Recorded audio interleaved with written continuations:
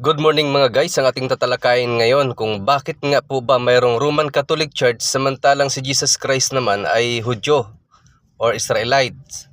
Ito po mga guys, panoorin nyo po itong ginawa kong video na to mga guys hanggang dulo mga guys. At paki-subscribe po lalo na sa ating mga kapatirang Katoliko. God bless! General Council of the Church by P.C. Thomas, page 9. Sabi dito, in the year 313, by the Edict of Milan, Christianity became the official religion of the Roman Empire. Constantine, who promulgated this edict, was not yet a Christian. With this, idol worship was abandoned by the Romans. Kung atin pong napapansin mga kapatid, ito po ay 3 siglo pa lamang po ng panahon. At alam po natin na ang Roman Empire ay pagan po ang kanila pong worship, pero dito po simula ng niyakap ni Emperador Constantine ang Christianity, sabi po dito ay Christianity became the official religion of the Roman Empire.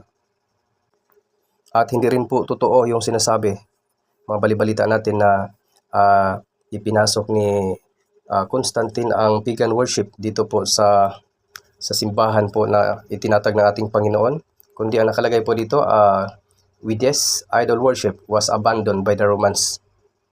Siya pa nga po ang nagpa-abandon na sa mga pagan worship, mga idol worship.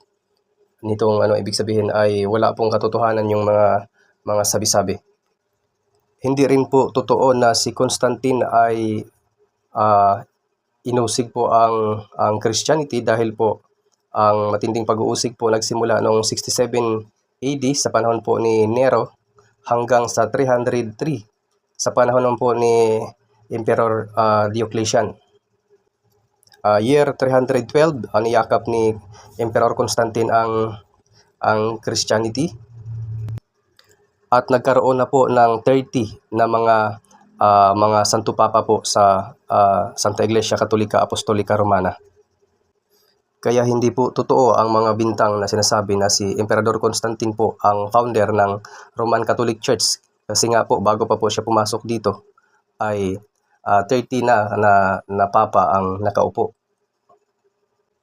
Kaya minsan ang nangyayari po sa history ay nagiging his story. Lalo na kung tayo po ay walang kaalaman, background dito po sa mga history na to, akala talaga natin ay totoo ang mga sinasabi ng mga pastor galing sa iba't ibang mga sulpot na relihiyon. Ngunit ito mga kapatid ay naipakita ko sa inyo. Ito po ay history. Bye-bye po at God bless.